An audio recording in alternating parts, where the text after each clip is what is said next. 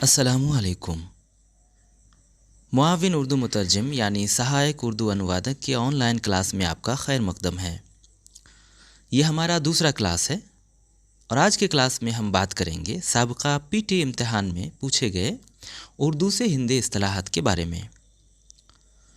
اردو سے ہندی میں کل 15 اصطلاحات پوچھے گئے تھے۔ آئیے ذرا انہیں دیکھتے ہیں۔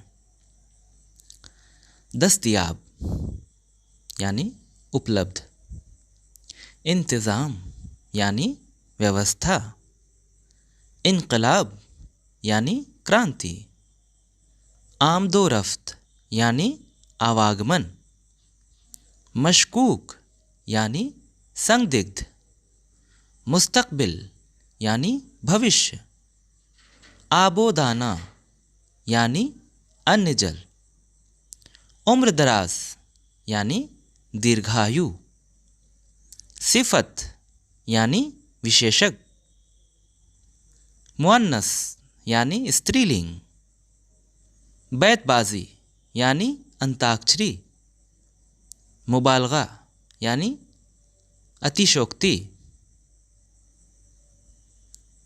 اقرب یعنی ورکچک، تخلص یعنی اپنام، مثل یعنی سا اداہرن۔ یہ تھے اردو سے ہندی کے اصطلاحات۔ اگلے ویڈیو میں ہم دیکھیں گے ہندی سے اردو اصطلاحات کو۔ شکریہ۔